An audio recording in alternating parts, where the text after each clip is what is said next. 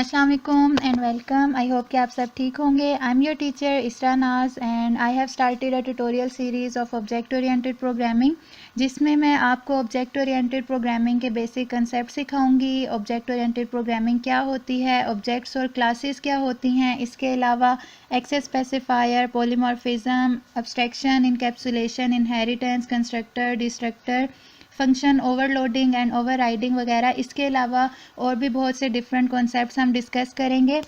ना सिर्फ कॉन्सेप्ट्स, इसके साथ साथ इन कॉन्सेप्ट्स को हम C++ में कैसे इम्प्लीमेंट करेंगे वो भी हम देखेंगे और डिफरेंट एग्जांपल के साथ इनकी इम्प्लीमेंटेशन देखेंगे। आई होप कि ये ट्यूटोरियल सीरीज़ बहुत हेल्पफुल होगी and by the end of this series you will be able to write your own C++ program with the technique of object oriented programming.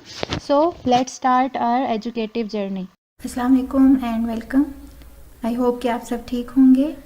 My name is इसरा नाज और आज का हमारा टॉपिक है introduction to object oriented programming. इस lecture में basically हम ऑब्जेक्ट ओरिएंटेड प्रोग्रामिंग के बेसिक कॉन्सेप्ट्स को डिस्कस करेंगे। So let's start. Software develop करने के लिए हमारे पास बहुत सी प्रोग्रामिंग लैंग्वेजेस अवेलेबल हैं। अगर हम प्रोग्रामिंग लैंग्वेजेस की बात करते हैं तो डिफरेंट प्रोग्रामर अपनी कन्वीनियंस के लिहाज से इन प्रोग्रामिंग लैंग्वेजेस को यूज़ करते हुए डिफरेंट तरह के सॉफ्टवेयर डेवलप करते हैं। और अगर हम स्पेसिफ़िकली लैंग्वेजेस की बात करते हैं तो लैंग्वेजेस को बेसिक 3 कैटेगरीज में डिवाइड किया जा सकता है। Number 1 is machine language, number 2 is assembly language and number 3 is high level language. Machine language, जिसे हम लो लेवल लैंग्वेज भी कहते हैं, ये हमारे पास बाइनरी फॉर्म में होती है। बाइनरी फॉर्म मींस ये हमारे पास ज़ीरोज़ एंड वंस की फॉर्म में होती है। मशीन लैंग्वेज वो लैंग्वेज है जिसको रन करने के लिए हमें किसी स्पेशल सॉफ्टवेयर या ट्रांसलेटर की ज़रूरत नहीं होती। That means CPU directly machine code को रन कर सकता है। देन सेकंड हमारे पास टाइप है असेंबली लैंग्वेज। असेंबली लैंग्वेज में नीमोनिक्स यूज़ होते हैं। नीमोनिक्स क्या हैं? नीमोनिक्स डिफरेंट तरह के कीवर्ड्स हैं, फॉर एग्जांपल ऐड, सब वगैरह, जिनको यूज़ करते हुए हम डिफरेंट तरह के टास्क परफॉर्म कर सकते हैं। Then third language is high level language. High level language में इंग्लिश लाइक वर्ड यूज़ होते हैं। इस लैंग्वेज को अंडरस्टैंड करना ह्यूमंस के लिए ज़्यादा इजी और कन्वीनियंट है as compare to machine language and assembly language. लेकिन हाई लेवल लैंग्वेजेस में राइट किए हुए प्रोग्राम्स को एग्जीक्यूट करने के लिए हमें किसी स्पेसिफिक ट्रांसलेटर की या कंपाइलर की ज़रूरत होती है। कंपाइलर या ट्रांसलेटर बेसिकली डिफरेंट तरह के सॉफ्टवेयर हैं, स्पेशल सॉफ्टवेयर हैं, जिनको यूज़ करते हुए हम हाई लेवल लैंग्वेज को मशीन लैंग्वेज में या लो लेवल लैंग्वेज में कन्वर्ट करते हैं। फॉर एग्जांपल, अगर हमने एक प्रोग्राम C++ में राइट किया हुआ है और हम उसे एग्जीक्यूट करना चाहते हैं तो हमें C++ के कंपाइलर की ज़रूरत होगी जो कि उस हाई लेवल लैंग्वेज के प्रोग्राम को कन्वर्ट करेगा मशीन कोड में। देन फिर हम उसको एग्जीक्यूट कर सकते हैं। हाई लेवल लैंग्वेजेस को फर्दर 2 कैटेगरीज में डिवाइड किया जा सकता है। Number 1 is procedural languages and other one is object oriented programming. Procedure languages basically start में जितनी भी हाई लेवल लैंग्वेजेस यूज़ की जाती थी उनको टिपिकली प्रोसीजरल लैंग्वेजेस कहा जाता था। Procedural languages for example C और कोबोल वगैरह थी, ये टिपिकली प्रोसीजरल लैंग्वेजेस कहलाती थी। इन प्रोसीजरल लैंग्वेजेस में कुछ शॉर्टकमिंग्स थी, कुछ ड्रॉबैक्स थे, जिनको ओवरकम करने के लिए object oriented programming languages introduce कराई गई। ऑब्जेक्ट ओरिएंटेड प्रोग्रामिंग लैंग्वेजेस में बेसिकली हमारा मेन फोकस डाटा मॉडलिंग के ऊपर होता है। ऑब्जेक्ट ओरिएंटेड प्रोग्रामिंग की एक ऐसी टेक्निक है जिसमें हम ऑब्जेक्ट्स की बेसिस पे प्रोग्रामिंग या डिफरेंट टास्क परफॉर्म करते हैं। ऑब्जेक्ट रियल वर्ल्ड में हर वो चीज़ जिसके डाटा हम स्टोर कर सकते हैं और जिसके कुछ फंक्शंस होंगे वो हमारे पास ऑब्जेक्ट कहलाता है। अगर हम रियल वर्ल्ड की थिंग्स को प्रोग्रामिंग में सिमुलेट करना चाहते हैं तो हम ऑब्जेक्ट ओरिएंटेड टेक्निक को यूज़ करते हैं। प्रोसीजरल लैंग्वेजेस में कुछ शॉर्ट कमिंग्स थी। फॉर एग्जांपल, अगर हम प्रोसीजरल लैंग्वेजेस की बात करते हैं तो उसमें जस्ट लाइक एक स्पैगेटी कोड था। अगर हम उस कोड को रियल वर्ल्ड से रिलेट करना चाहें तो उस रियल वर्ल्ड से रिलेट करना बहुत डिफ़िकल्ट था। देन प्रोसीजरल लैंग्वेजेस में हमारे पास एक लार्ज सेट ऑफ स्टेटमेंट्स होती हैं, लार्ज प्रोग्राम्स होते हैं, उनको मैनेज करना, उनको मेंटेन करना बहुत डिफ़िकल्ट होता है। इसके अलावा फंक्शन और डाटा का रिलेशनशिप अंडरस्टैंड करना इन प्रोसीजरल लैंग्वेजेस के थ्रू बहुत डिफ़िकल्ट है। इन चीज़ों को ओवरकम करने के लिए हमारे पास ऑब्जेक्ट ओरिएंटेड प्रोग्रामिंग लैंग्वेजेस हैं। इनमें बेसिकली ऑब्जेक्ट ओरिएंटेशन का कॉन्सेप्ट यूज़ होता है।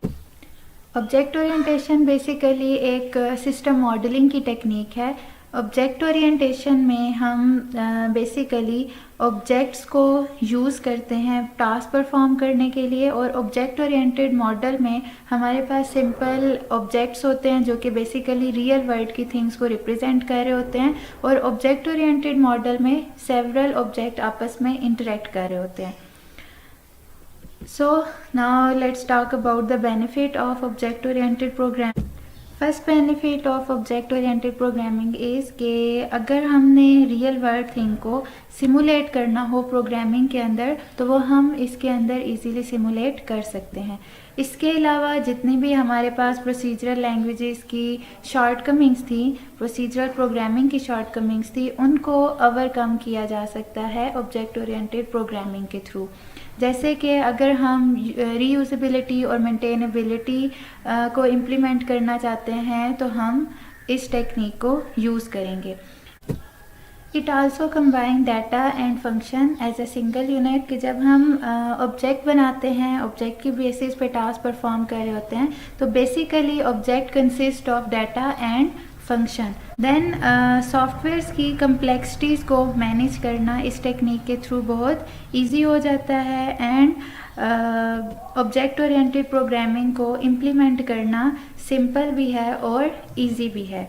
सो आज के लिए इतना ही। See you in the next lecture.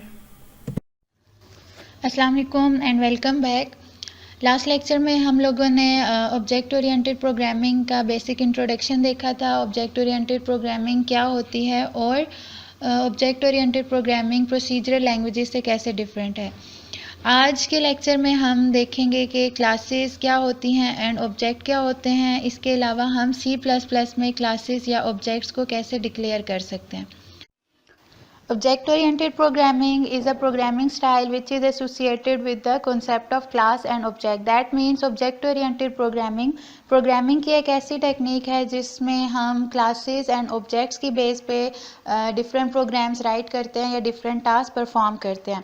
अब क्लास एंड ऑब्जेक्ट को अंडरस्टैंड करने के लिए कि ये हमारे पास क्या होते हैं, हम एक रियल लाइफ एग्जांपल लेते हैं स्टूडेंट की। स्टूडेंट डिफरेंट तरह के सब्जेक्ट्स रीड कर रहे होंगे। हर एक स्टूडेंट के सब्जेक्ट डिफरेंट हो सकते हैं। कोई फिज़िक्स का स्टूडेंट है, कोई मैथ का स्टूडेंट है, कोई केमिस्ट्री का स्टूडेंट है।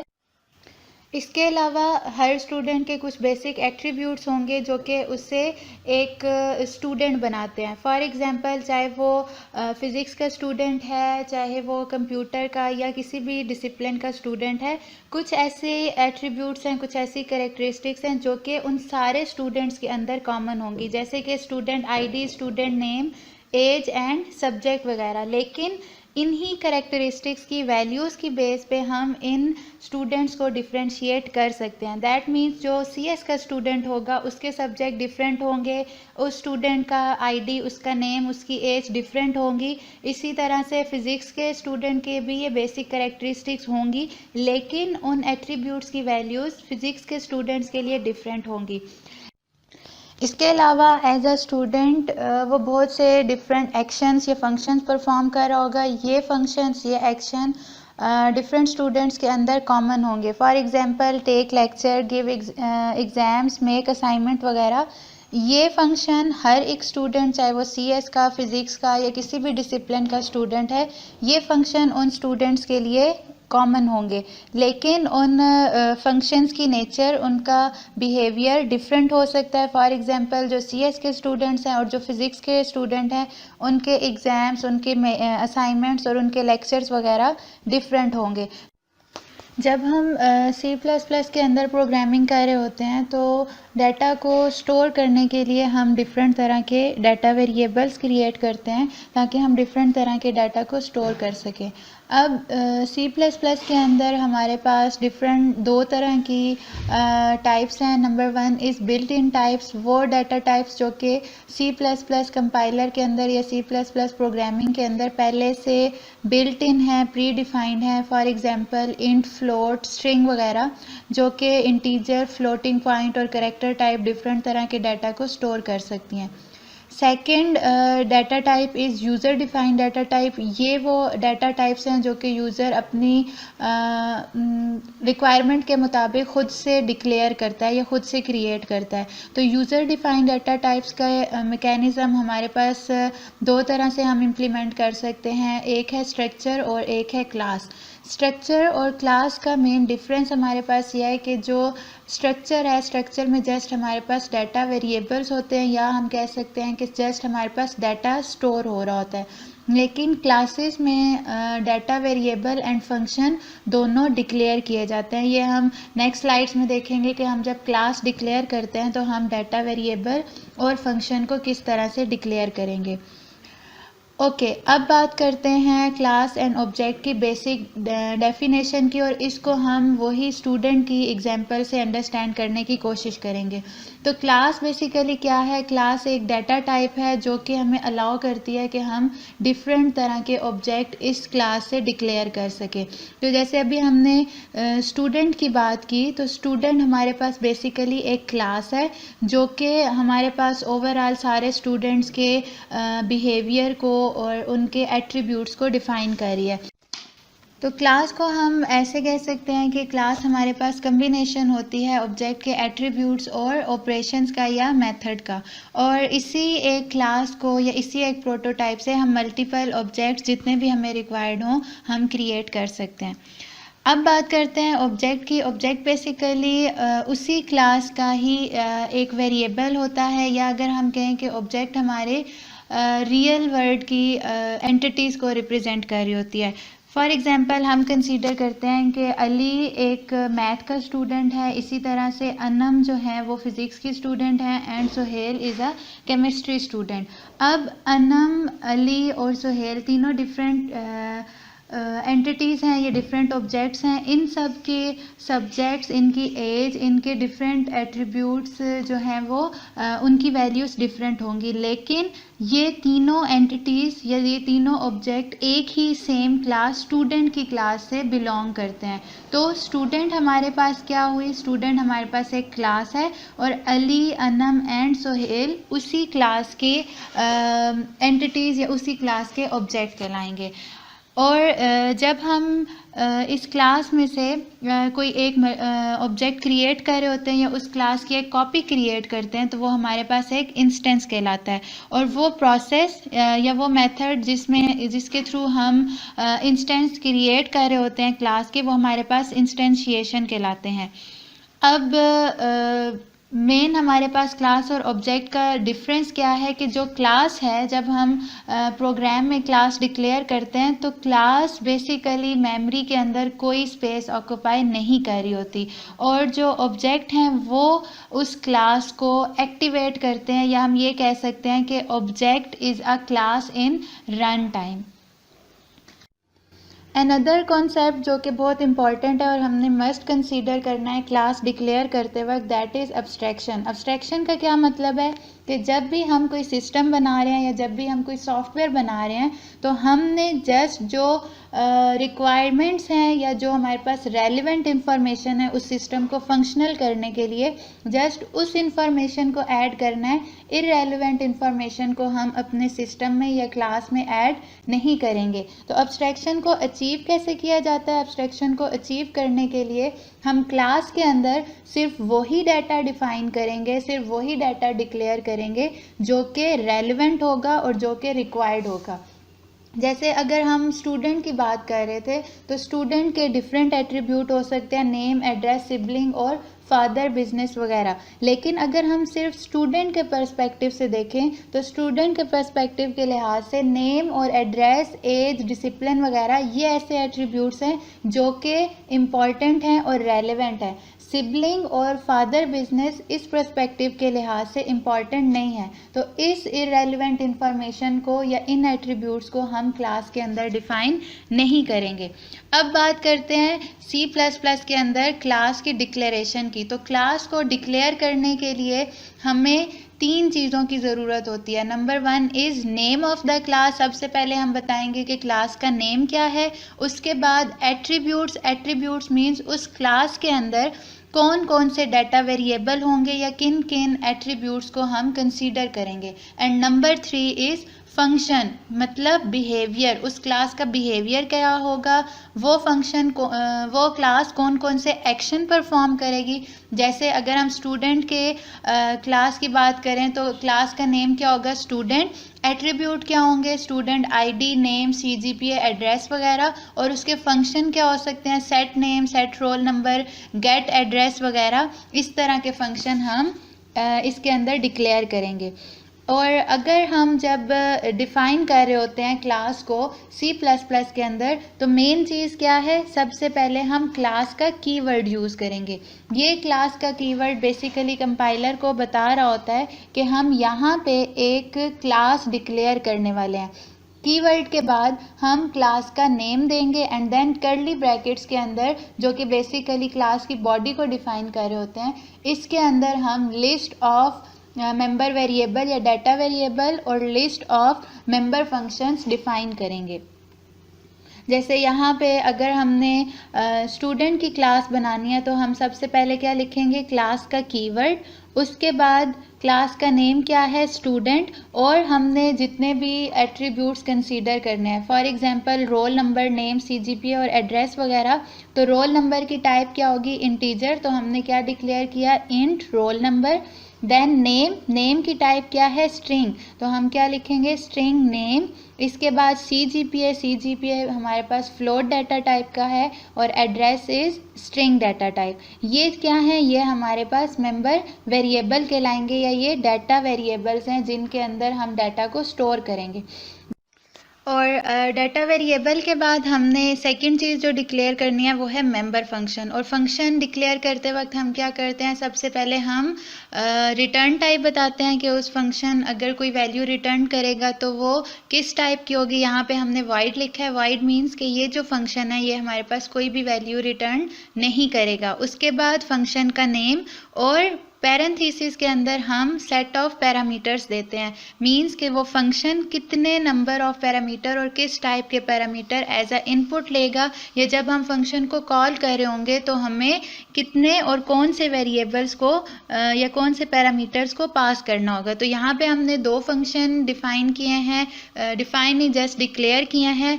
पहला है सेट नेम, दूसरा है सेट रोल नंबर। और इसके बाद एंड पे जैसे ही हमारे पास कर्ली ब्रैकेट एंड हो रही है, इसके बाद हमने स्टेटमेंट टर्मिनेटर यूज़ किया है। स्टेटमेंट टर्मिनेटर बेसिकली कंपाइलर के लिए एक इंडिकेशन है कि यहाँ पे जो हम क्लास डिफाइन कर रहे थे, यहाँ पे वो क्लास की डेफिनेशन एंड हो रही है। ओके, अब अगर हमने उसी क्लास के वेरिएबल डिक्लेयर करने हो या ऑब्जेक्ट डिक्लेयर करने हो तो वो बिल्कुल सिंपल है। जैसे हम सिंपल वेरिएबल C++ के अंदर डिक्लेयर करते हैं तो हमने जब भी डाटा वेरिएबल डिक्लेयर करने हो तो हम क्या लिखते हैं, सबसे पहले हम डाटा टाइप बताते हैं, देन हम उस वेरिएबल का नेम बताते हैं। जैसे फॉर एग्जांपल अगर हमने एक इंटीजर टाइप वेरिएबल डिक्लेयर करना है तो हम क्या करेंगे, हम लिखेंगे इंट देन वेरिएबल का नेम। वेरिएबल का नेम कुछ भी हो सकता है, लेकिन वेरिएबल का नेम डिक्लेयर करते वक्त आप लोगों ने नेमिंग कन्वेंशन को मस्ट कंसीडर करना है कि जैसे हमारे पास था कि फर्स्ट लेटर जो है वो अल्फ़ाबेट होना चाहिए, डिजिट नहीं हो सकता। इसके अलावा हम स्पेशल कैरेक्टर वेरिएबल के नेम के अंदर यूज़ नहीं करेंगे, कोई स्पेसेस यूज़ नहीं करेंगे और अंडरस्कोर हम यूज़ कर सकते हैं। तो उन सारी नेमिंग कन्वेंशंस को कंसीडर करते हुए हम वेरिएबल डिक्लेयर करते हैं। इसी तरह से अगर हमने क्लास का एक वेरिएबल डिक्लेयर करना है या हमने ऑब्जेक्ट बनाना है, तो क्लास भी हमारे पास सिंपल डाटा टाइप की तरह ही होती है। तो हमने करना क्या है, हम पहले क्लास का नेम लिखेंगे, क्लास का नेम, उसके बाद हम वेरिएबल का या ऑब्जेक्ट का नेम लिखेंगे। जैसे अभी हमने क्लास बनाई थी स्टूडेंट, तो हमने क्या लिखा, स्टूडेंट एज इट इज़, जिस तरह से हमने स्मॉल कैप्स में या जैसे भी अपर लेटर्स में लिखा था, एग्जैक्टली वैसे ही हमने क्लास का नेम लिखना है और उसके बाद जो वेरिएबल हम डिक्लेयर करने वाले हैं उस वेरिएबल का नेम लिखेंगे। जैसे हमने यहाँ लिखा स्टूडेंट आ स्टूडेंट, तो आ स्टूडेंट क्या है, ये एक ऑब्जेक्ट है। किस टाइप का या किस क्लास का ऑब्जेक्ट है, स्टूडेंट क्लास का ऑब्जेक्ट है। ओके, अब हम देखते हैं कि अगर हमने उसी क्लास के या उस ऑब्जेक्ट के अंदर जो भी डाटा वेरिएबल हैं या मेंबर फंक्शन है उनको एक्सेस करना हो तो हम उनको कैसे एक्सेस करेंगे। तो मेंबर को एक्सेस करने के लिए हमारे पास दो ऑपरेटर यूज़ होते हैं। पहला है डॉट ऑपरेटर। डॉट ऑपरेटर को यूज़ करते हुए हम वेरिएबल नेम्स को और मेंबर फंक्शंस को एक्सेस करेंगे। और सेकंड है arrow operator. Arrow operator basically pointers, जो भी हम अगर क्लास के अंदर पॉइंटर्स डिक्लेयर करते हैं तो उन पॉइंटर को एक्सेस करने के लिए हम एरो ऑपरेटर को यूज़ करते हैं। और मेंबर वेरिएबल और मेंबर फंक्शन दोनों इसी सिमिलर वे में हम एक्सेस कर सकते हैं कि हम डॉट ऑपरेटर यूज़ करेंगे और अगर हमने पॉइंटर को एक्सेस करना है तो हम क्या करेंगे, हम एरो ऑपरेटर यूज़ करेंगे। तो सिंपल एग्जांपल क्या है कि हमने क्या किया, स्टूडेंट क्लास का एक वेरिएबल बनाया आ स्टूडेंट, और अगर हमने उसके डिफरेंट वेरिएबल्स को, डाटा मेंबर्स को एक्सेस करना है तो हम क्या लिखेंगे, ऑब्जेक्ट का नेम, देन डॉट, डॉट के बाद जिस वेरिएबल को हमने एक्सेस करना है वो लिखेंगे। जैसे अगर हमने नेम को एक्सेस करना है तो हम क्या करेंगे, uh student dot name equal to जो भी हम वैल्यू उसको असाइन करना चाहते हैं। देन हम लिखेंगे uh student dot roll number equal to 514। तो ये क्या होगा, नेम के अंदर अली स्टोर हो जाएगा और रोल नंबर के वेरिएबल में 514 स्टोर हो जाएगा। लेकिन अगर हम यही चीज़ डायरेक्टली मेन फंक्शन के अंदर करते हैं कि हमने वेरिएबल बनाया और हमने आ स्टूडेंट डॉट रोल नंबर लिखा है, तो यहाँ पे हमारे पास एरर आएगा। एरर की क्या रीज़न है, ये हमारे पास वेरिएबल प्राइवेट हैं, हम इनको डायरेक्टली एक्सेस नहीं कर सकते। अब प्राइवेट क्या होता है या एक्सेस स्पेसिफायर क्या है, ये हम नेक्स्ट लेक्चर में डिस्कस करेंगे। तो आज के लेक्चर के लिए इतना ही। See you in the next lecture. अस्सलाम वालेकुम and welcome back. I hope कि आप सब ठीक होंगे। आज का हमारा टॉपिक है access specifier, data member and member function. Last lecture में हम एक एग्जांपल देख रहे थे जिसमें हमने एक स्टूडेंट की क्लास बनाई थी और उस क्लास में हमने एक डाटा मेंबर रोल नंबर और एक member function set roll number declare किया था। और हम ये डिस्कस कर रहे थे कि अगर हम इंट मेन के अंदर इस ऑब्जेक्ट के रोल नंबर का जो भी डाटा मेंबर है इसको डायरेक्टली एक्सेस करना चाहें तो यहाँ पे हमारे पास एरर जनरेट होती है। अब एरर क्यों आता है, रीज़न ये है कि रोल नंबर और सेट रोल नंबर यहाँ पे हमारे पास प्राइवेट मेंबर्स हैं, इनको हम आउटसाइड द क्लास एक्सेस नहीं कर सकते। तो इस एरर को हम कैसे रिमूव कर सकते हैं और ये प्राइवेट क्यों है और एक्सेस स्पेसिफायर क्या होते हैं, पहले हम ये डिस्कस कर लेते हैं।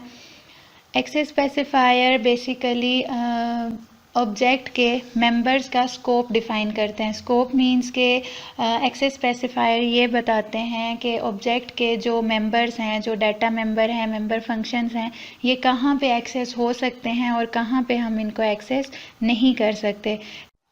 ऑब्जेक्ट ओरिएंटेड प्रोग्रामिंग में या C++ में 3 तरह के एक्सेस स्पेसिफायर हैं। Number 1 is public. Public means के जो भी ऑब्जेक्ट के डाटा मेंबर या मेंबर फंक्शन हमारे पास पब्लिक होंगे, उन मेंबर्स को हम कहीं पे भी, चाहे मेन फंक्शन में या जहाँ पे भी हम एक्सेस करना चाहें, हम उनको डायरेक्टली एक्सेस कर सकते हैं। सेकंड एक्सेस स्पेसिफायर है प्राइवेट का। दैट मीन्स कि वो मेंबर जिनको हम प्राइवेट डिक्लेयर करते हैं या जब हम प्राइवेट का कीवर्ड यूज़ करेंगे तो वो मेंबर्स हम कहीं पे outside the class directly access नहीं कर सकते। इनको एक्सेस करने के लिए हमें मेंबर फंक्शंस की ज़रूरत होगी। Then third one is protected. Protected हम डिटेल में तब डिस्कस करेंगे जब हम इनहेरिटेंस को डिस्कस करेंगे। सिंपली हम ये कह सकते हैं कि प्रोटेक्टेड अलाउ करता है कि हम कुछ स्पेसिफिक जगह पे इन मेंबर को एक्सेस कर सकते हैं, लेकिन हम इनको हर जगह डायरेक्टली एक्सेस नहीं कर सकते। तो हम इनको डिक्लेयर कैसे कर सकते हैं? जब हमने एक्सेस स्पेसिफायर डिफ़ाइन करने होते हैं तो हम क्लास के अंदर प्राइवेट, पब्लिक या प्रोटेक्टेड का कीवर्ड यूज़ करते हैं। जब हम प्राइवेट का कीवर्ड यूज़ करेंगे और उस कीवर्ड के बाद जितने भी हम डाटा मेंबर या मेंबर फंक्शन राइट करेंगे वो हमारे पास प्राइवेट होंगे। दैट मीन्स हम उनको आउटसाइड द क्लास एक्सेस नहीं कर सकते। जैसे यहाँ पे हमने स्ट्रिंग नेम और इंट रोल नंबर डिक्लेयर किया है प्राइवेट कीवर्ड के बाद, तो नेम और रोल नंबर दोनों हमारे पास प्राइवेट डाटा मेंबर्स हैं। और इसके बाद हमने क्या किया, पब्लिक का कीवर्ड, पब्लिक के कीवर्ड के बाद जो भी हम मेंबर डिफ़ाइन करेंगे या डिक्लेयर करेंगे वो हमारे पास पब्लिक होंगे। उनको हम आउटसाइड द क्लास कहीं पे भी एक्सेस कर सकते हैं। जैसे सेट नेम और सेट रोल नंबर यहाँ पे हमारे पास पब्लिक हैं, तो हम इनको outside the class directly access कर सकते हैं। और इन्हीं फंक्शंस के थ्रू हम नेम और रोल नंबर की वैल्यू सेट कर सकते हैं या डिस्प्ले वगैरह करा सकते हैं।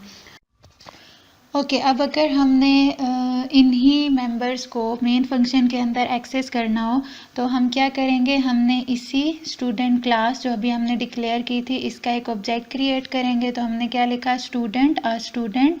और अगर अब हम यहाँ पे आ स्टूडेंट डॉट रोल नंबर को डायरेक्टली कोई वैल्यू असाइन करना चाहेंगे तो ये एरर जनरेट करेगा। उसकी रीज़न यह है कि हमने रोल नंबर को प्राइवेट डिक्लेयर किया हुआ है। तो इसको एरर को रिमूव करने के लिए हम ये कर सकते हैं कि हम रोल नंबर को प्राइवेट की जगह पब्लिक कर दें। लेकिन मोस्टली जब हम प्रोग्राम राइट कर रहे होते हैं तो हम डाटा मेंबर्स को मोस्टली प्राइवेट रखते हैं और जो फंक्शंस हैं उनको हम पब्लिक रखते हैं, और उन्हीं फंक्शंस के थ्रू हम जो भी डाटा मेंबर्स हैं उनकी वैल्यूज़ को मॉडिफाई करते हैं या एक्सेस करते हैं। बेसिकली यहाँ पे हम इंफॉर्मेशन हाइडिंग के कॉन्सेप्ट को यूज़ करते हैं। इंफॉर्मेशन हाइडिंग क्या है कि ऑब्जेक्ट की जो इंफॉर्मेशन है या ऑब्जेक्ट के जो भी डाटा की वैल्यूज़ हैं वो हमें हिडन होती हैं। बेसिकली ये एक तरह से हमें कुछ सिक्योरिटी प्रोवाइड करती है। ये कोई सिक्योरिटी का या इंक्रिप्शन वगैरह का कोई एल्गोरिदम नहीं है, लेकिन ये जस्ट सिंपल एक टेक्निक है कि हम जो भी ऑब्जेक्ट की वैल्यूज़ हैं उन्हें डायरेक्टली दूसरे फंक्शंस के अंदर या मेन फंक्शन के अंदर एक्सेस ना कर सकें, बल्कि हम फंक्शंस यूज़ करें, ऐसे फंक्शंस जो कि इन ऑब्जेक्ट की वैल्यूज़ को मॉडिफाई करें। तो इसीलिए हम मेंबर फंक्शंस राइट करते हैं।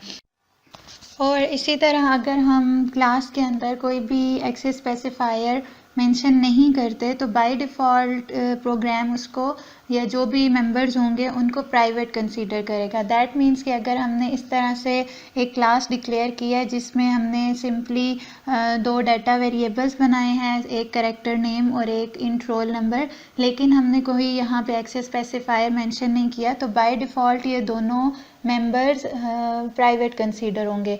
मीन्स अगर हम इस तरह से राइट करते हैं कि हमने कोई एक्सेस स्पेसिफायर मेंशन नहीं किया या हम इस तरह से प्राइवेट का कीवर्ड लिखते हैं, ये दोनों सेम कंसीडर होंगी।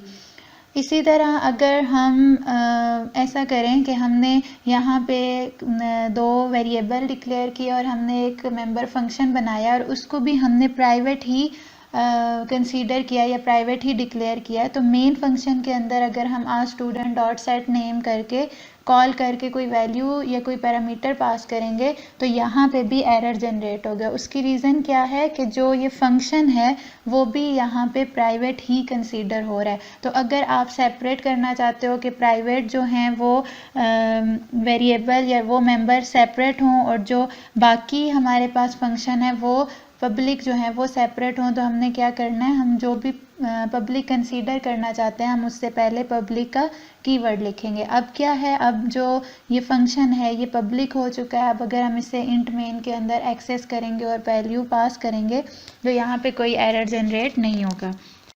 तो सिंपली क्लास हमारे पास क्या है, क्लास हमारे पास एक टेम्पलेट है, एक ब्लूप्रिंट है जो कि ये बताता है कि जो ऑब्जेक्ट्स होंगे उनके अंदर कौन कौन से मेंबर्स हम डिक्लेयर करेंगे, मींस कौन कौन से डाटा वेरिएबल्स होंगे, कौन कौन से मेंबर फंक्शन उसके अंदर डिक्लेयर किए जाएंगे। और ऑब्जेक्ट क्या है, ऑब्जेक्ट बेसिकली उसी क्लास की रियल टाइम रिप्रेजेंटेशन है। जो रियल टाइम एंटिटीज़ होती हैं वो हमारे पास ऑब्जेक्ट कहलाती है। जैसे यहाँ पे जो क्लास है वो क्या है, कार, और ऑब्जेक्ट 1, ऑब्जेक्ट 2 और ऑब्जेक्ट 3 जिनकी डिफरेंट वैल्यूज़ हैं, जिनके डिफरेंट रजिस्ट्रेशन नंबर्स हैं, ये हमारे पास क्या कहलाएंगे, ये ऑब्जेक्ट कहलाएंगे। और जब हम क्लास डिक्लेयर करते हैं तो क्लास में हम 3 चीज़ें मेंशन करते हैं। Number 1 is name, second is attribute और थर्ड इज़ फंक्शन। तो बेसिकली हम ये कह सकते हैं कि क्लास हमारे पास डाटा मेंबर और मेंबर फंक्शंस का कम्बिनेशन होती है। डाटा मेंबर्स क्या होते हैं, डाटा मेंबर एट्रीब्यूट होते हैं क्लास के। ये वैल्यूज़ या जो भी आपके पास ऑब्जेक्ट की वैल्यूज़ हैं वो सारे ऑब्जेक्ट्स के लिए सेम नहीं होती, वो डिफ्रेंशिएट कर रही होती हैं। और हर एक जो भी ऑब्जेक्ट है, हर एक ऑब्जेक्ट की अपनी कुछ सेट ऑफ वैल्यूज़ होती हैं against every attributes. Mean attributes तो सेम होंगे लेकिन उन एट्रीब्यूट्स की वैल्यूज़ हर ऑब्जेक्ट के लिए डिफरेंट होती है। और मेंबर फंक्शंस क्या है, मेंबर फंक्शन वो फंक्शन है जो कि बेसिकली ऑपरेट करते हैं डाटा के ऊपर। मींस वो जो भी आपके पास डाटा इनकैप्सुलेट हुआ है क्लास के अंदर, उनको ऑपरेट करने के लिए, उनको एक्सेस करने के लिए हम इन फंक्शंस को यूज़ करते हैं। और मोस्टली हम क्या करते हैं, जो मेंबर फंक्शन होते हैं हम उनको पब्लिक रखते हैं ताकि हम उन फंक्शंस के थ्रू जो भी डाटा वेरिएबल्स हैं उनको एक्सेस कर सकें। तो जब हम क्लास बनाते हैं, जैसे हमने सिंपल यहाँ पे एक क्लास बनाई स्टूडेंट, तो int roll number, string name, float, CGPA, string address, ये क्या है, ये मेंबर वेरिएबल्स हैं, या हम इन्हें डाटा मेंबर भी कहते हैं।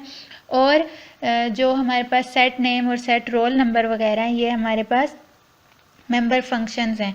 यहाँ पे हमने जस्ट इन मेंबर फंक्शन को डिक्लेयर किया है, डिफ़ाइन नहीं किया। अब इन मेंबर फंक्शंस को डिफ़ाइन करने के भी हमारे पास 2 मेथड हैं। पहला तो ये है कि हमने जिस क्लास में इन फंक्शंस को डिक्लेयर किया वहीं क्लास के अंदर हम इन फंक्शन को डिफ़ाइन भी कर दें। मीन्स उन फंक्शन की जो भी फंक्शनैलिटी है वो हम वहीं पे डिफ़ाइन कर दें। और सेकंड मेथड क्या है कि हम फंक्शन को डिक्लेयर तो क्लास के अंदर करें लेकिन उसकी जो डेफिनेशन है वो क्लास के हम आउटसाइड द क्लास कर सकते हैं। लेकिन अगर आप फंक्शन को आउटसाइड द क्लास डिफ़ाइन करना चाहते हैं तो ये मस्ट है कि आप पहले उस फंक्शन को क्लास के अंदर डिक्लेयर करें। अगर डिक्लेयर नहीं किया होगा तो हमारे पास एरर जनरेट होगा। तो अगर हमने फंक्शन को इनसाइड द क्लास बॉडी लिखना हो तो हम क्या करेंगे, हमने यहाँ पे पब्लिक, मोस्टली हम फंक्शंस को पब्लिक लिखते हैं, तो हमने यहाँ पे पब्लिक का कीवर्ड यूज़ किया। इसके बाद हम पहले फंक्शन का रिटर्न टाइप बताएंगे और फंक्शन का नेम बताएंगे, और यहीं पैरेंथेसिस के अंदर बेसिकली जो फंक्शन की बॉडी डिफ़ाइन कर रहे होते हैं इसी के अंदर हम पूरे फंक्शन की वर्किंग डिफ़ाइन कर देंगे। फॉर एग्ज़ाम्पल अगर हम एक क्लास है स्टूडेंट की, उसके अंदर एक वेरिएबल है रोल नंबर का, और हम एक ऐसा फंक्शन बनाना चाहते हैं जो कि उस रोल नंबर की वैल्यू को सेट करे, तो हम उसे कैसे लिखेंगे, हमने सिंपली क्लास बनाई student, private int roll number, और पब्लिक के अंदर हमने क्या किया है, पब्लिक के हमने एक फंक्शन डिक्लेयर किया है सेट रोल नंबर, और यहाँ पे जो भी इस फंक्शन को वैल्यू पास होगी आर रोल नंबर के अंदर, वो वैल्यू बेसिकली असाइन हो जाएगी रोल नंबर के डाटा मेंबर को। तो ये क्या है, ये हमारे पास एग्जांपल है फंक्शन डिक्लेरेशन की और फंक्शन डेफिनेशन की विद इन द क्लास। और अगर हम फंक्शन को आउटसाइड द क्लास डिफ़ाइन करना चाहते हैं तो हम फिर स्कोप रेजोल्यूशन ऑपरेटर यूज़ करेंगे। मींस वो हम कैसे यूज़ कर सकते हैं कि हमने पब्लिक यहाँ पे फंक्शन को डिक्लेयर तो कर दिया, लेकिन हम डिफ़ाइन करने के लिए हम सबसे पहले लिखेंगे रिटर्न टाइप, देन जिस क्लास का वो फंक्शन है उस क्लास का नेम लिखेंगे, फिर हम स्कोप रेजोल्यूशन ऑपरेटर यूज़ करेंगे।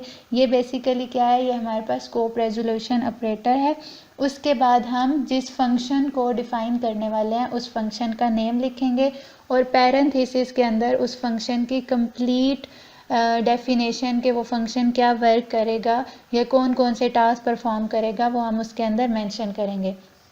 इसकी हम एक एग्जांपल देख लेते हैं। सपोज यही जो हमारे पास सेट रोल नंबर का फंक्शन था, अगर हम इसको आउटसाइड द क्लास डिक्लेयर करना चाहते हैं तो हमने क्या लिखा, वाइड, जो कि उस फंक्शन की रिटर्न टाइप थी। देन हमने लिखा स्टूडेंट। स्टूडेंट क्या है, ये क्लास का नेम है, हमने यहाँ पे क्लास का नेम लिखा। उसके बाद scope resolution operator, then set roll number, उस फंक्शन का नेम, और उस फंक्शन में जो भी वैल्यूज़ या जो भी पैरामीटर पास होंगे वो हमने मेंशन किया। और यहाँ पे हम क्या कर रहे हैं, R roll number equal to roll number, means working उस फंक्शन की भी सेम है, लेकिन हमने इस फंक्शन को आउटसाइड द क्लास डिक्लेयर किया है। अब इन दोनों का बेसिकली फ़र्क क्या है। अगर हम इनलाइन फंक्शन यूज़ करते हैं तो कंपाइलर बेसिकली क्या करता है कि जिस पॉइंट पे हमने फंक्शन कॉल की होती है उसी पॉइंट पर जो फंक्शन की डेफिनेशन है या फंक्शन का जो कोड है वो रिप्लेस कर दिया जाता है। That means compiler inline function के वक्त कोड को रिप्लेस कर देता है फंक्शन कॉल पॉइंट पे। और अगर हम किसी फंक्शन को इनलाइन बनाना चाहते हैं तो हम इनलाइन का कीवर्ड यूज़ करेंगे, and that is basically a request not a command. Mostly हम जब भी किसी फंक्शन को कॉल करते हैं तो क्या होता है, जैसे हमने यहाँ पे इंट मेन में सी आउट किया है एरिया और इस फंक्शन को कॉल किया और वैल्यू पास की है 10 और 20, तो क्या होगा, कंपाइलर इस फंक्शन को कॉल करेगा, वैल्यूज़ 10 और 20 इस फंक्शन को पास होंगी, देन 10 और 20 को मल्टीप्लाई करके रिटर्न होगा और यहाँ पे सी आउट हो जाएगा। तो इनलाइन फंक्शन मोस्टली क्या करता है, वो इस तरह से कॉल नहीं करेगा बल्कि इसी सी आउट के पॉइंट पर इस फंक्शन को रिप्लेस कर दिया जाएगा। अगर हम किसी फंक्शन को क्लास के अंदर ही डिफ़ाइन करते हैं तो वो हमारे पास इनलाइन फंक्शन ही बाय डिफ़ॉल्ट कंसीडर होता है। लेकिन लेट्स सपोज हमारे पास कोई ऐसा फंक्शन है जो कि हमने डिक्लेयर तो क्लास के बॉडी के अंदर किया है लेकिन हमने उसको डिफ़ाइन आउटसाइड द क्लास किया है और हम उसे इनलाइन फंक्शन की तरह ट्रीट करवाना चाहते हैं, तो उसके लिए हमें इनलाइन का कीवर्ड यूज़ करना होगा। और जैसे यहाँ पे एक एग्जांपल है जिसमें हमने सेट रोल नंबर के फंक्शन को क्लास स्टूडेंट के अंदर ही डिफ़ाइन भी किया है, डिक्लेयर भी किया है, तो ये by default inline function he consider होगा। और अगर हमने सपोज सेट रोल नंबर को आउटसाइड द क्लास डिफ़ाइन करना चाहते हैं और इसे इनलाइन फंक्शन कंसीडर करना चाहते हैं तो हमने क्या किया, या तो हम ऐसा करें कि हम फंक्शन के डिक्लेरेशन के वक्त ही इनलाइन का कीवर्ड राइट कर दें और उसे आउटसाइड द क्लास डिफ़ाइन कर दें। जैसे हमने यहाँ पे सेट रोल नंबर में डिफ़ाइन करते वक्त स्टार्ट में क्या लिखा है, इनलाइन, फिर वाइड सेट रोल नंबर, और उसके बाद जहाँ पे क्लास एंड हो रही है आउटसाइड द क्लास हमने इस फंक्शन को डिफ़ाइन किया, वाइड क्लास का name, scope resolution operator, and then उस फंक्शन का नाम जिसे हम डिफ़ाइन करें।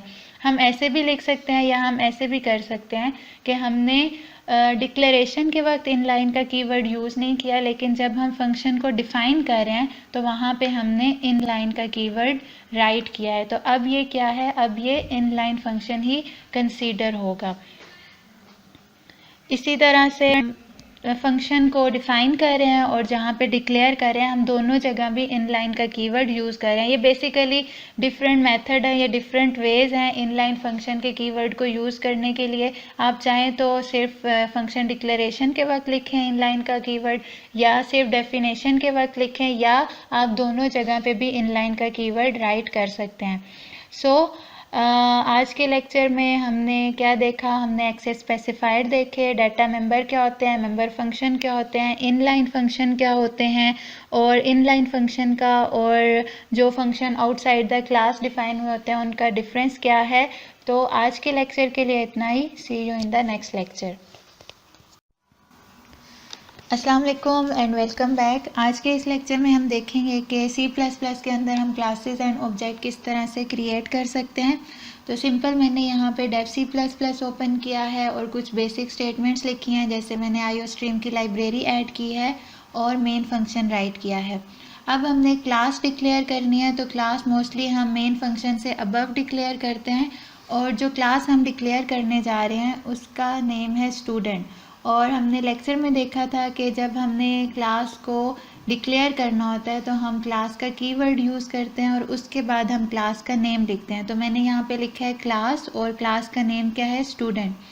और करली ब्रैकेट्स के अंदर हमने लिस्ट ऑफ डाटा मेंबर और मेंबर फंक्शन राइट करने होते हैं। और एक और चीज़ यहाँ पे इम्पॉर्टेंट है नोट करने के लिए, वो ये है कि जो क्लास की एंडिंग पैरेंथेसिस या एंडिंग करली ब्रैकेट होती है उसके बाद हम स्टेटमेंट टर्मिनेटर यानी सेमीकोलन यूज़ करते हैं, जो कि कंपाइलर के लिए इंडिकेशन है कि यहाँ पे क्लास एंड हो रही है। उसके बाद हम डाटा मेंबर और मेंबर फंक्शंस को डिक्लेयर करते हैं। मोस्टली डाटा मेंबर प्राइवेट होते हैं, इसलिए मैं जो रोल नंबर और नेम के डाटा मेंबर डिक्लेयर कर रही हूँ इनको मैंने प्राइवेट रखा है।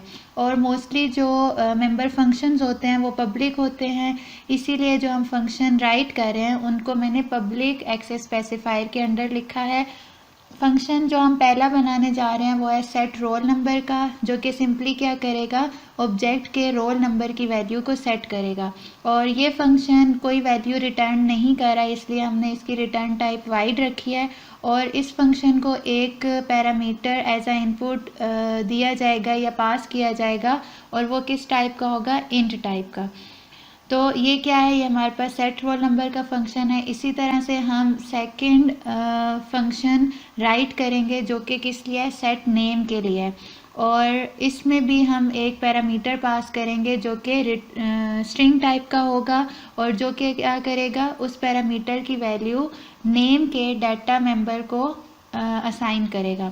ये दोनों क्या है, ये दोनों सेट वैल्यूज़ के लिए फंक्शन है जो कि रोल नंबर और नेम की वैल्यूज़ को सेट करेंगे। तो हम इनको सेट के फंक्शन भी कह सकते हैं या हम सेट वैल्यूज़ के फंक्शन भी कह सकते हैं। इसी तरह से जिस तरह से हमने सेट वैल्यूज़ के फंक्शन लिखे हैं, इसी तरह से हम गेट वैल्यूज़ के फंक्शन राइट करेंगे, जो कि बेसिकली क्या करेंगे, रोल नंबर और नेम की वैल्यूज़ को रिटर्न करेंगे, जिनको हम गेट फंक्शन कहेंगे या गेट वैल्यूज़ के फंक्शन कहेंगे। पहला फंक्शन होगा रोल नंबर के लिए और सेकंड फंक्शन जो होगा वो नेम के लिए होगा। तो जो रोल नंबर है उसकी टाइप इंटीजर है, इसीलिए जो हम फंक्शन राइट कर रहे हैं गेट रोल नंबर का, उस फंक्शन की रिटर्न टाइप भी हमने इंटीजर रखी है। और ये क्या करेगा, ये रिटर्न करेगा रोल नंबर की वैल्यू को। तो हमने लिखा रिटर्न रोल नंबर। इसी तरह से हम सेकंड फंक्शन राइट करेंगे जो कि गेट नेम के लिए होगा, जो कि क्या करेगा, जो भी नेम के डाटा वेरिएबल के अंदर या डाटा मेंबर के अंदर वैल्यू स्टोर होगी वो रिटर्न करेगा। और नेम की डाटा टाइप चूँकि स्ट्रिंग है, इसीलिए हमने फंक्शन की रिटर्न टाइप स्ट्रिंग रखी है, और ये रिटर्न करेगा नेम को। तो ये क्या है, ये हमारे पास पूरी क्लास की डिक्लेरेशन है। ये क्लास मेमोरी के अंदर कोई स्पेस ऑक्यूपाई नहीं करेगा, जस्ट ये क्या है, ये प्रोटोटाइप है, और ये बता रहा है कि जो हम स्टूडेंट के ऑब्जेक्ट क्रिएट करेंगे उसमें ये डाटा मेंबर और मेंबर फंक्शन मौजूद होंगे। अब हमने क्या करना है, अब हमने इसी क्लास का ऑब्जेक्ट क्रिएट करना है। और ऑब्जेक्ट क्रिएट करने के लिए सबसे पहले हम क्या लिखते हैं, हम सबसे पहले क्लास का नेम लिखेंगे। क्लास का नेम है स्टूडेंट, और जो ऑब्जेक्ट हमने क्रिएट किया उसका नेम है std। अब अगर मैं यहाँ पे std डॉट रोल नंबर करके डायरेक्टली कोई वैल्यू रोल नंबर को असाइन करना चाहती हूँ, और अगर मैं इस प्रोग्राम को रन करती हूँ तो मेरे पास यहाँ पे एरर जनरेट होगा। उसकी रीज़न क्या है कि रोल नंबर और नेम हमारे पास प्राइवेट हैं, इनको हम डायरेक्टली मेन फंक्शन में एक्सेस नहीं कर सकते। इसीलिए जो हमने roll number, set roll number, get roll number का फंक्शन लिखा है उनको हमने पब्लिक रखा है ताकि हम उनको मेन फंक्शन के अंदर एक्सेस कर सके। तो मैंने यहाँ पे लिखा std डॉट, और जैसे ही मैंने डॉट लिखा हमारे पास एक विंडो ओपन हुई है। इस विंडो को हम इंटेलिजेंस विंडो कहते हैं, जो कि हमें लिस्ट ऑफ डाटा मेंबर और लिस्ट ऑफ मेंबर फंक्शन बता रहे होते हैं जो कि हम एक्सेस कर सकते हैं। तो मैंने यहाँ पे लिखा std dot set roll number और उसको वैल्यू पास की है 1। इसी तरह से std डॉट सेट नेम और उसको वैल्यू पास की है अली। अब अगर हम इस फंक्शन इस प्रोग्राम को एग्जीक्यूट करते हैं तो हमारे पास आउटपुट कुछ नहीं आया, लेकिन हमारे पास अब एरर भी जनरेट नहीं हो रहा। आउटपुट इसलिए नहीं आया क्योंकि हमने जस्ट वैल्यूज़ सेट की हैं, हमने कोई आउटपुट स्क्रीन के ऊपर डिस्प्ले नहीं कराया। तो आउटपुट डिस्प्ले कराने के लिए हम सी आउट की स्टेटमेंट यूज़ करेंगे। और यहाँ पे हम क्या कर रहे हैं, हमने जस्ट रोल नंबर जो कि हमने कोटेशन मार्क्स के अंदर लिखा है ये एज इट इज़ प्रिंट होगा, और हम कॉल कर रहे हैं std.getRoll के फंक्शन को, और ये क्या करेगा, हमें रोल नंबर की वैल्यू जो भी है वो रिटर्न करेगा। इसी तरह से हम नेम के लिए फंक्शन को कॉल करेंगे, और उस फंक्शन को हम कैसे राइट करेंगे, std.getName। अब अगर हम इस प्रोग्राम को सेव करते हैं और एग्जीक्यूट करते हैं तो अब हमारे पास ये आउटपुट जनरेट करेगा। वैल्यू क्या असाइन हुई है, रोल नंबर इक्वल टू 1, और नेम अली जो हमने पास किया था वो वैल्यूज़ अब हमारे पास स्क्रीन पे डिस्प्ले हो रही हैं। यहाँ पे हमने जो भी फंक्शन राइट किए हैं सेट के और गेट के, इनको हमने क्लास के अंदर ही डिक्लेयर भी किया है और डिफ़ाइन भी किया है, तो बाय डिफ़ॉल्ट ये हमारे पास इनलाइन फंक्शन है।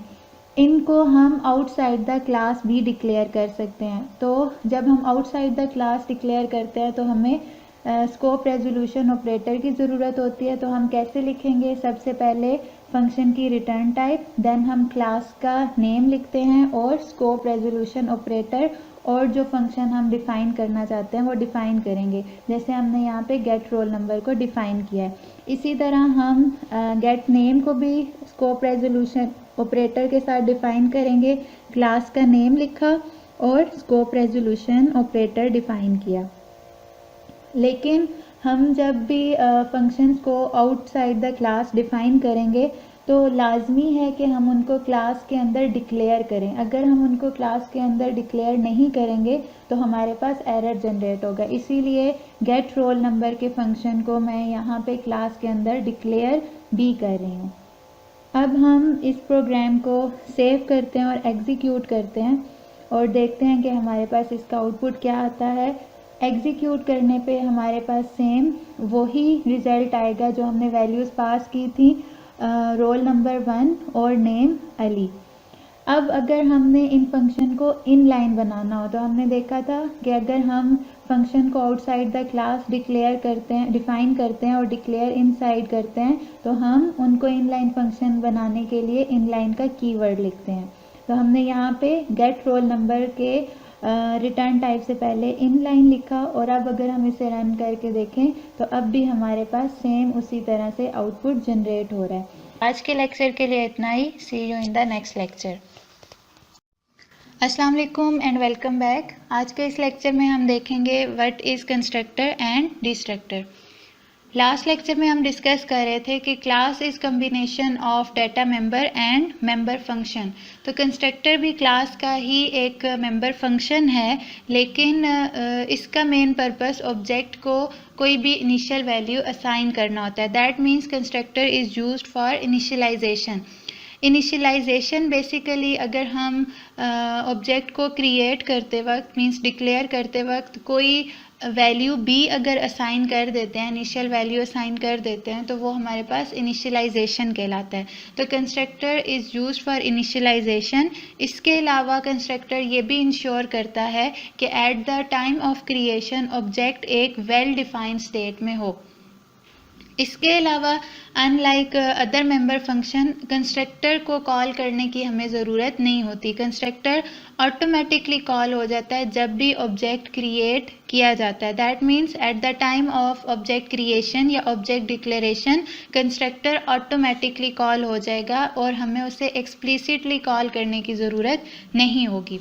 इसके अलावा कंस्ट्रक्टर की कुछ स्पेसिफिक प्रॉपर्टीज़ हैं जो कि उसे डिफरेंट क्लास के मेंबर फंक्शन से डिफ्रेंशिएट करती हैं।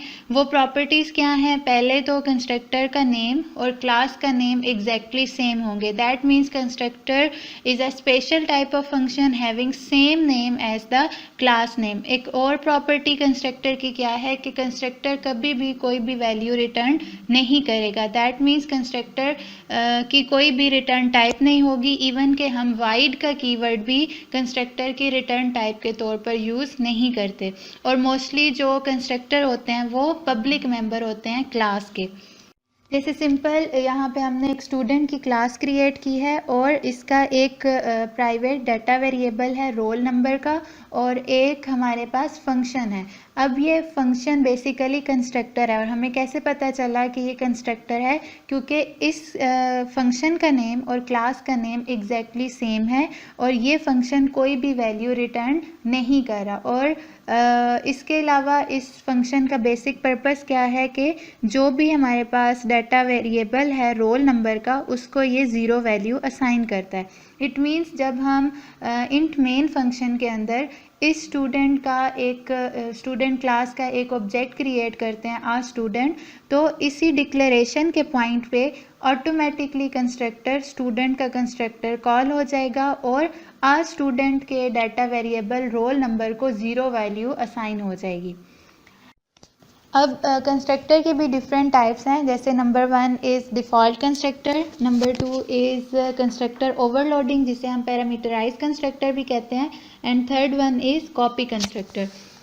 डिफ़ॉल्ट कंस्ट्रक्टर बेसिकली अगर हम कोई कंस्ट्रक्टर क्रिएट करते हैं या डिफ़ाइन करते हैं और उसको कोई भी अगर आर्गूमेंट या पैरामीटर पास नहीं कर रहे तो वो डिफ़ॉल्ट कंस्ट्रक्टर कहलाएगा। इसके अलावा अगर हम क्लास में कोई भी कंस्ट्रक्टर डिफ़ाइन नहीं करते तो कंपाइलर ऑटोमेटिकली एक डिफ़ॉल्ट कंस्ट्रक्टर जनरेट कर देता है और उस डिफ़ॉल्ट कंस्ट्रक्टर में कंपाइलर ऑटोमेटिकली जो डिफ़ॉल्ट वैल्यूज़ हैं वो इनिशियलाइज़ कर देता है।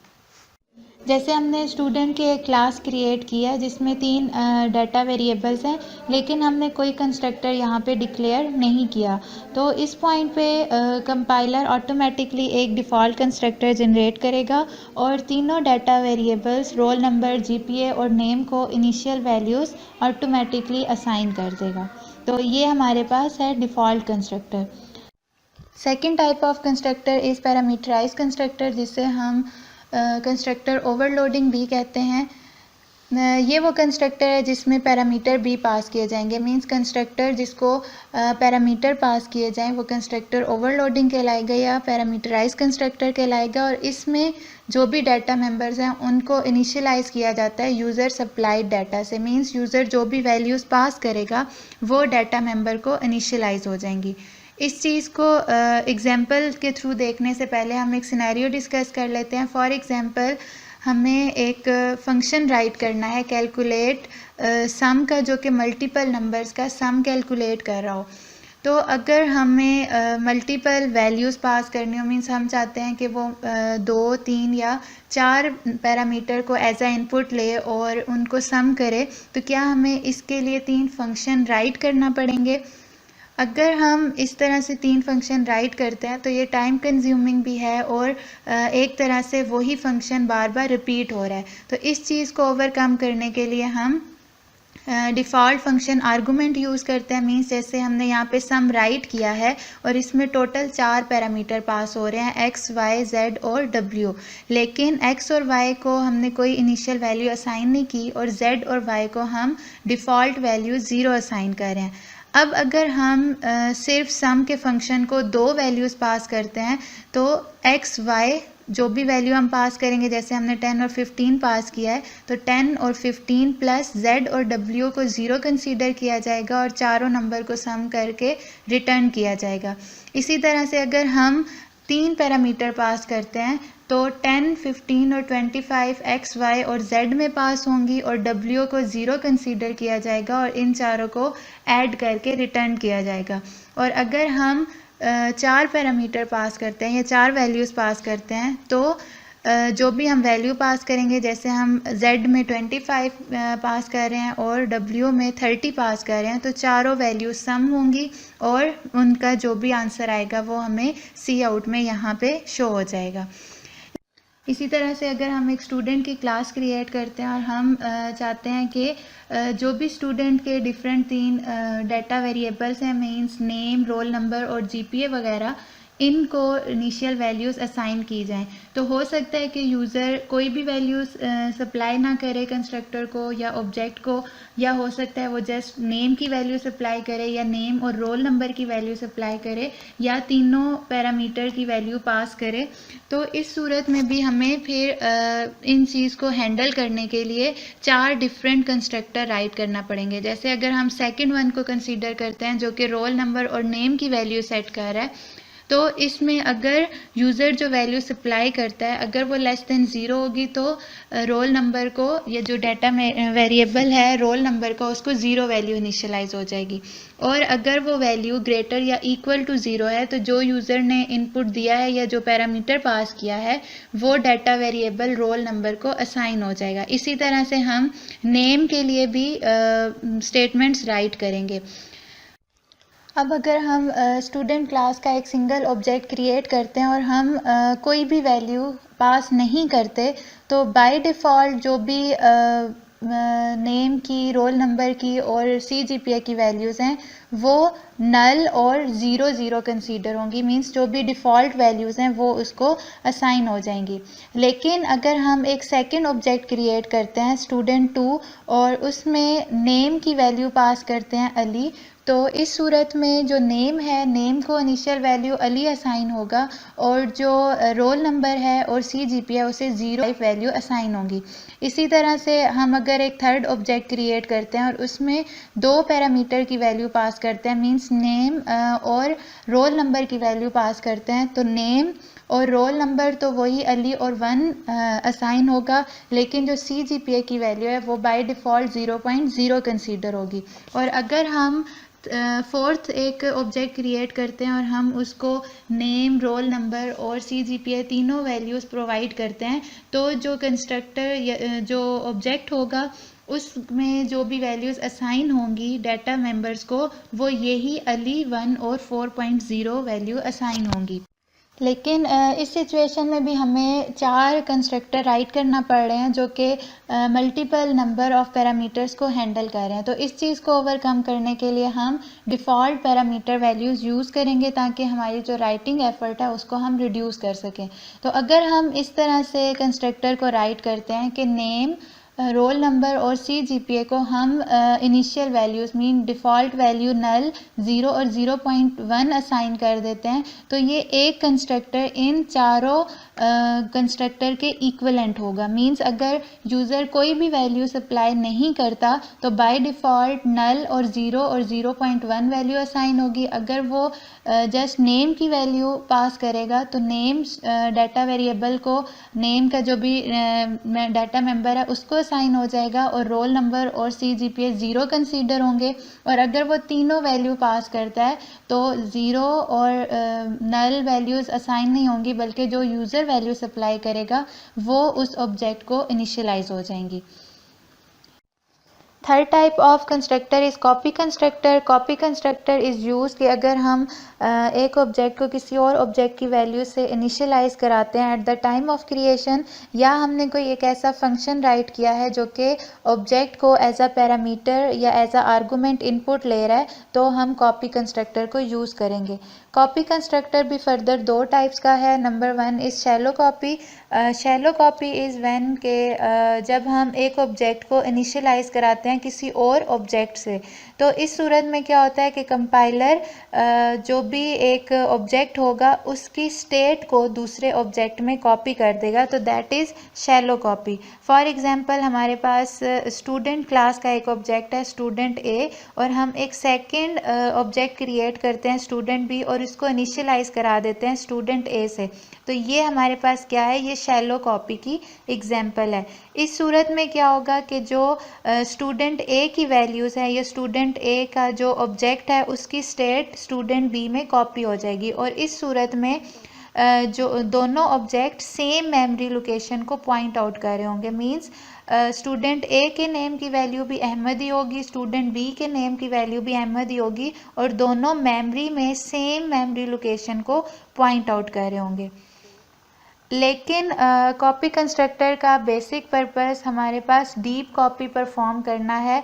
डीप कॉपी में आपके जो भी ऑब्जेक्ट हों उनकी सारी फील्ड्स को 1 बाय 1 कॉपी किया जाता है। अगर हम खुद से कोई कॉपी कंस्ट्रक्टर डिफाइन नहीं करते तो compiler by default shallow copy का ऑपरेशन परफॉर्म करेगा। A shallow copy of an object copy all the member function fields mean जो भी ओरिजिनल ऑब्जेक्ट है और जो भी कॉपीड ऑब्जेक्ट है दोनों same memory location dynamic allocated memory को पॉइंट आउट कर रहे होंगे, और मोस्टली हम ये नहीं चाहते कि दोनों जो ऑब्जेक्ट हैं वो सेम मेमोरी लोकेशन को पॉइंट आउट कर रहे हों। तो इसके लिए हम डीप कॉपी या डीप कॉपी का कंस्ट्रक्टर यूज़ करते हैं जिसमें हम सारी फील्ड्स को कॉपी करते हैं and make copies of dynamically allocated memory pointed to by the fields, और उनके लिए हम डिफरेंट मेमोरी लोकेशन एलोकेट होती हैं।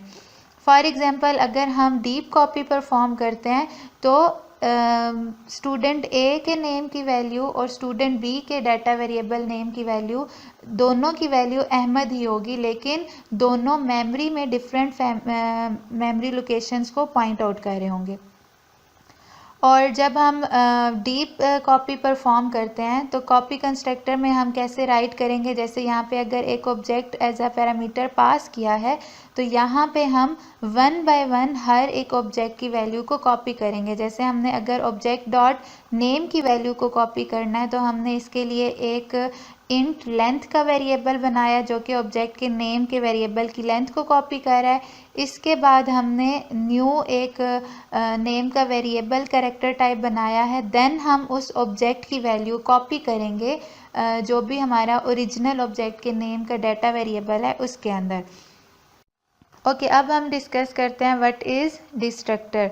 डिस्ट्रक्टर भी क्लास का ही एक मेंबर फंक्शन है, लेकिन इस फंक्शन का पर्पस जो भी ऑब्जेक्ट को डायनामिक मेमोरी एलोकेशन हुई है उसको फ्री करना है, और जितने भी हाउस कीपिंग के ऑपरेशंस होंगे उनको परफॉर्म करने के लिए डिस्ट्रक्टर यूज़ किया जाता है। और डिस्ट्रक्टर का फंक्शन का नेम और क्लास का नेम भी एग्जैक्टली सेम होता है, लेकिन डिस्ट्रक्टर के नेम से पहले हम टिल्डा का सिंबल यूज़ करते हैं जो कि बेसिकली बता रहा होता है कि ये एक डिस्ट्रक्टर है।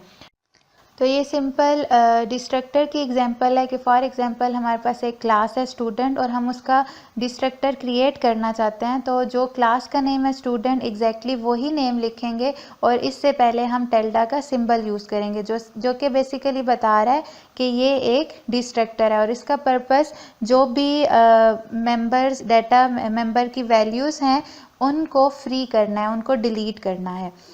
और इसके अलावा डिस्ट्रक्टर एक ऐसा स्पेशल फंक्शन है जो कि कोई भी वैल्यू एज अ पैरामीटर नहीं लेगा। मींस हम डिस्ट्रक्टर की ओवरलोडिंग नहीं करा सकते और डिस्ट्रक्टर कभी भी कोई भी वैल्यू रिटर्न नहीं करेगा। मींस कंस्ट्रक्टर की तरह डिस्ट्रक्टर की रिटर्न टाइप भी कोई नहीं होगी। हम इवन के वॉइड का कीवर्ड भी डिस्ट्रक्टर के साथ यूज़ नहीं करेंगे। ओके, नेक्स्ट हमारे पास है सीक्वेंस ऑफ कॉल्स के मतलब हमने अगर एक क्लास के अंदर कंस्ट्रक्टर और डिस्ट्रक्टर दोनों राइट किए हुए हैं और हम मल्टीपल ऑब्जेक्ट क्रिएट करते हैं तो उन कंस्ट्रक्टर और डिस्ट्रक्टर के कॉल का सीक्वेंस क्या होगा। कंस्ट्रक्टर एंड डिस्ट्रक्टर जितने भी हम ऑब्जेक्ट क्रिएट करेंगे उनके ऑटोमेटिकली कॉल हो जाएंगे, हमें खुद से कॉल करने की ज़रूरत नहीं है। And constructor are called in the sequence in which objects are declare. Means जिस सीक्वेंस में हम ऑब्जेक्ट्स डिक्लेयर करेंगे उसी सीक्वेंस में उनके कंस्ट्रक्टर भी कॉल होंगे, लेकिन डिस्ट्रक्टर जो होंगे वो रिवर्स ऑर्डर में कॉल होंगे। जैसे हमने यहाँ पे स्टूडेंट क्लास का एक कंस्ट्रक्टर और डिस्ट्रक्टर राइट किया है, तो इसमें चूँकि स्टूडेंट बी का ऑब्जेक्ट पहले क्रिएट हो रहा है इसलिए स्टूडेंट बी का कंस्ट्रक्टर पहले कॉल होगा, फिर स्टूडेंट ए का कंस्ट्रक्टर कॉल होगा और हमारे पास आउटपुट में आएगा Ali constructor and Ahmed constructor.